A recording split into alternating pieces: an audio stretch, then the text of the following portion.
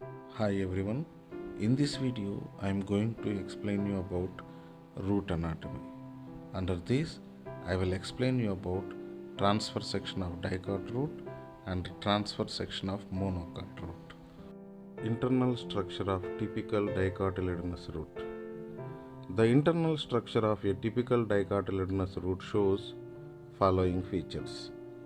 The very first one, epidermis. Epidermis is uniseriate, which means single layered, and it is outermost layer.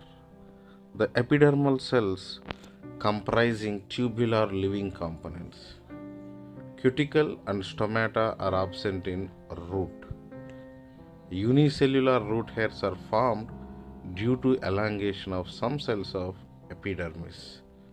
Here you have to remember epidermis is single layered, outermost, and cuticle and stomata are absent in roots. And the important thing, root contains unicellular, thin, delicate, thread-like outgrowths which are called root hairs.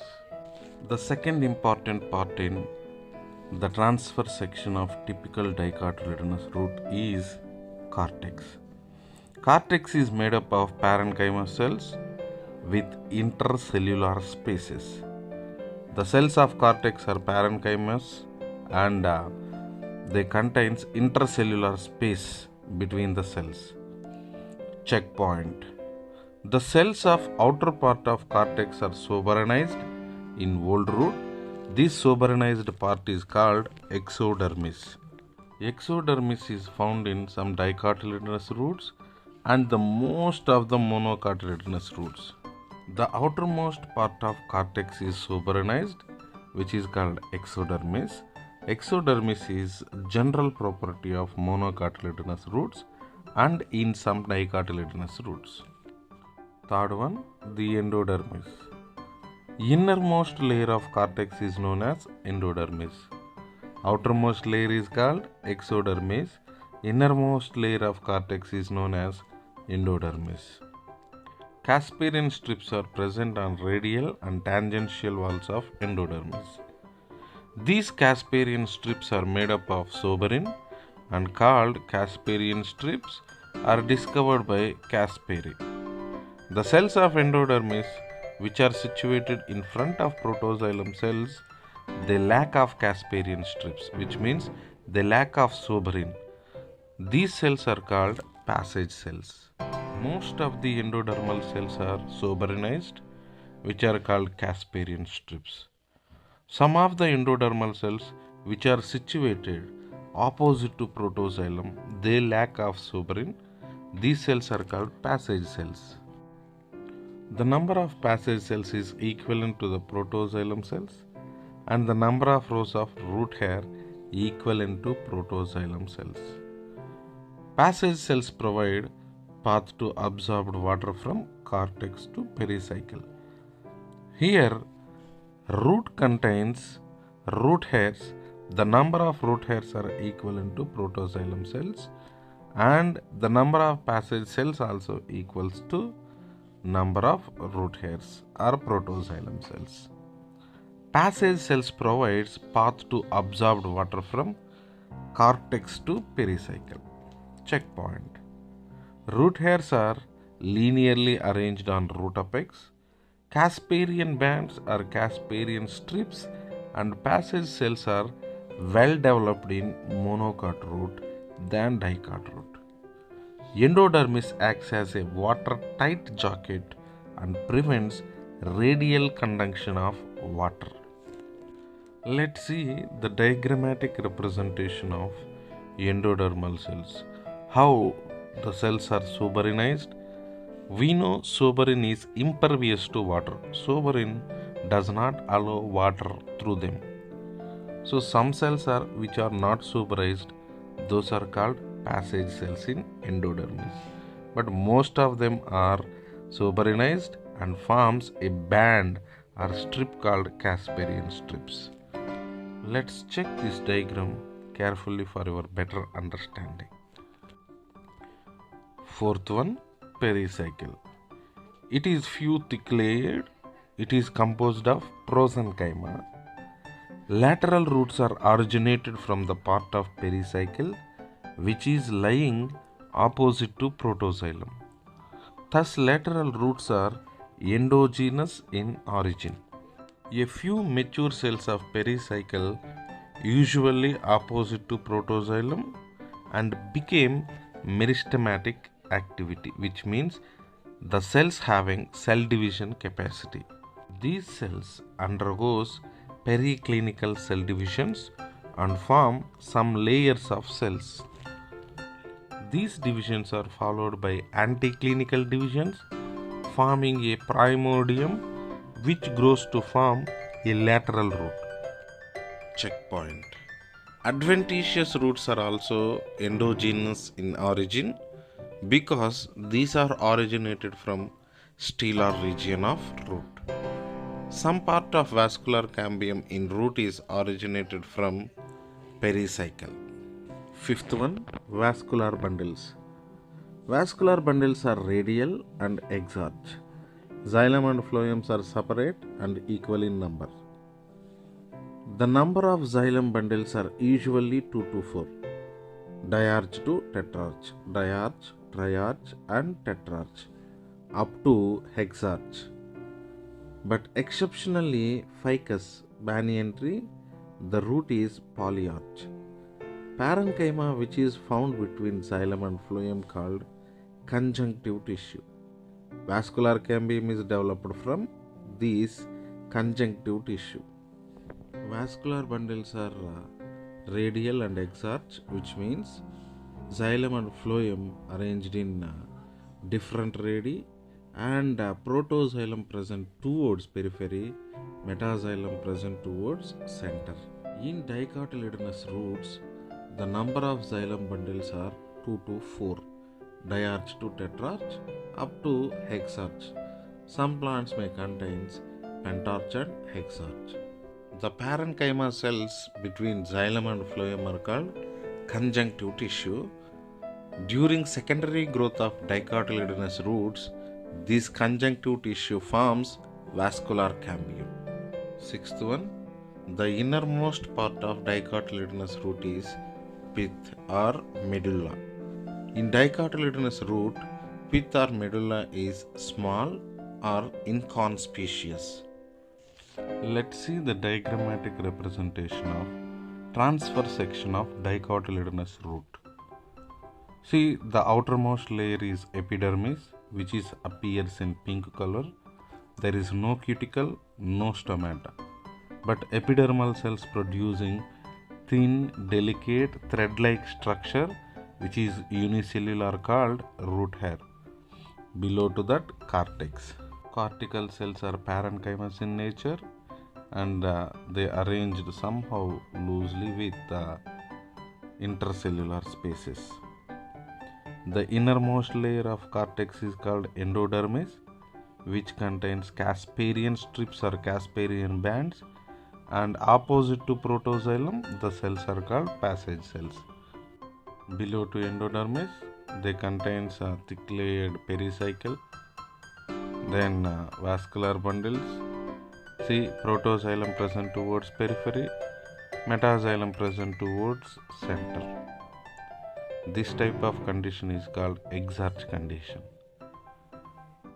Then phloem, the cells between xylem and phloem are called conjunctive tissue. Then important thing is pith or medulla. Pith or medulla is inconspicuous or very small in dicotyledonous root. The second diagram is outline or ground plan of transfer section of dicotyledonous root. Let's check these diagrams carefully for your better understanding. The internal structure of a typical monocotyledonous plant root. The internal structure of a typical monocotyledonous root shows following features. The very first one, epidermis. Epidermis is uniseriate or single layered, and it is outermost layer. It comprising tubular living components. Any root, either it is monocotyledonous or dicotyledonous, Cuticle and stomata are absent.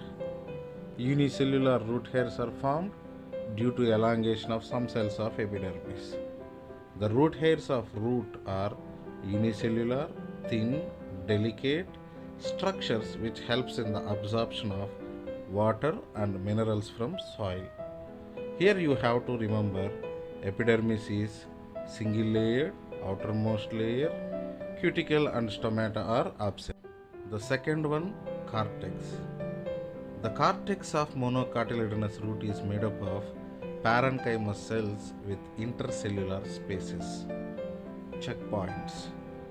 The cells of outer part of cortex are soberanized in old roots.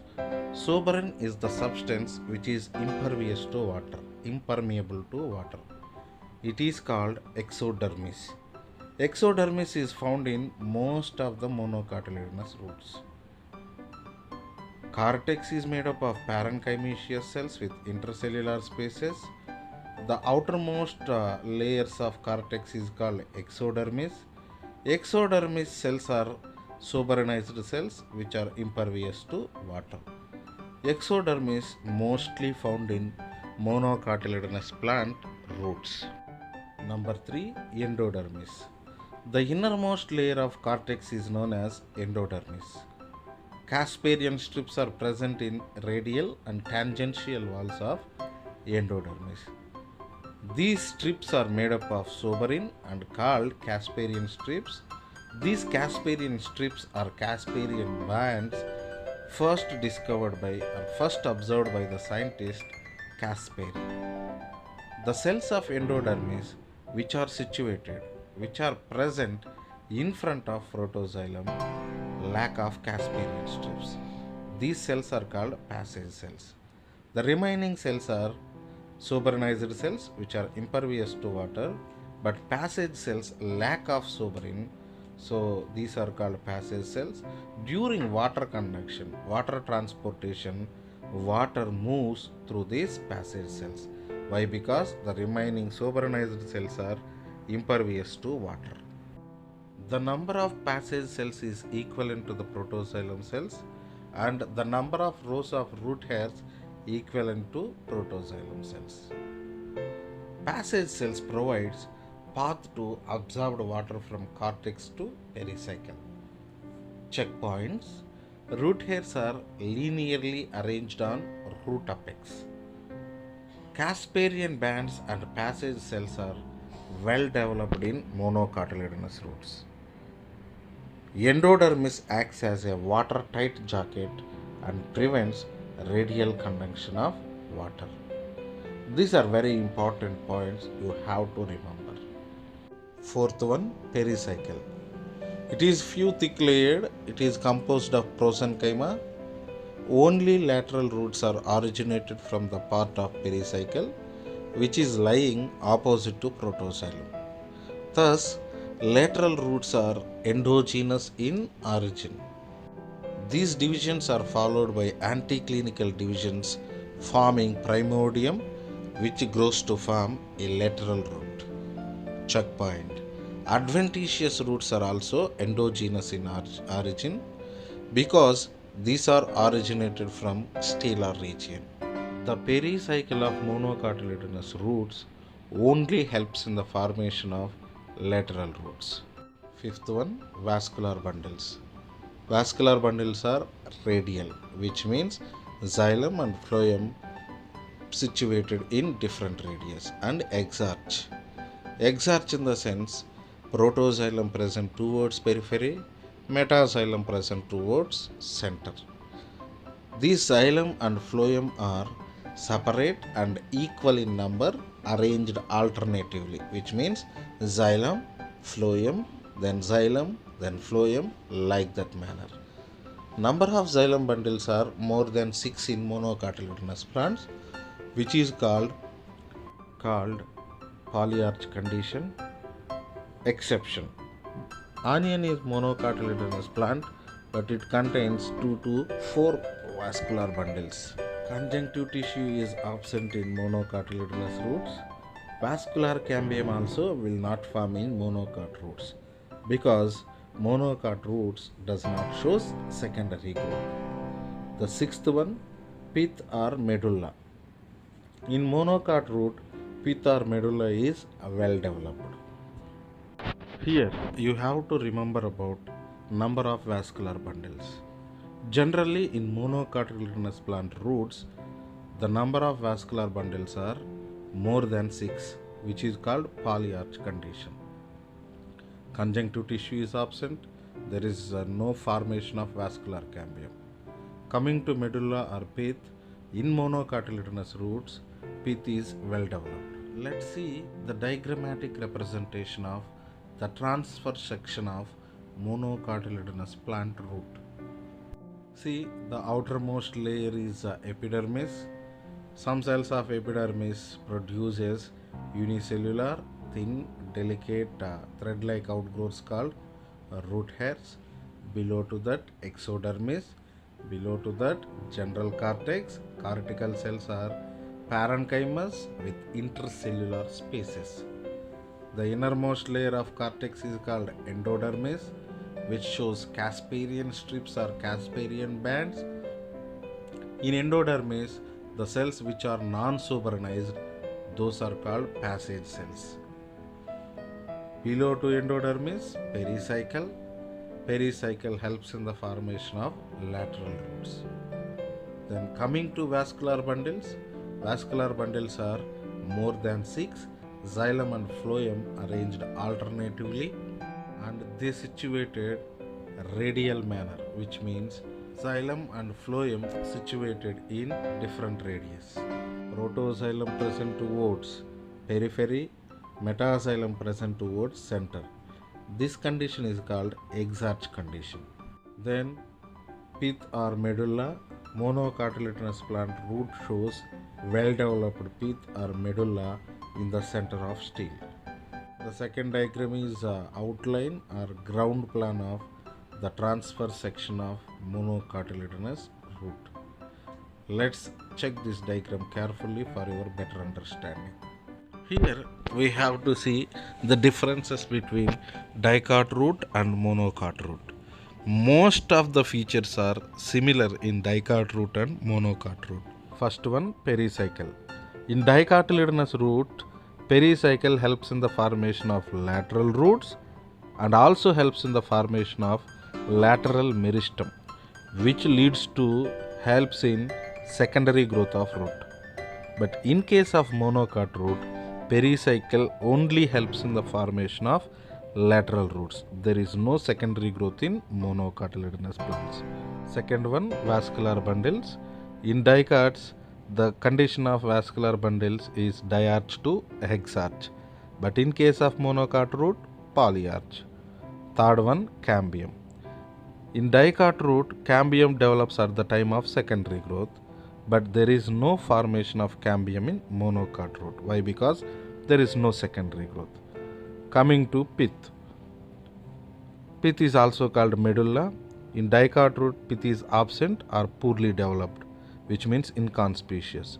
But in case of monocot root, pith or medulla is well developed or fully developed.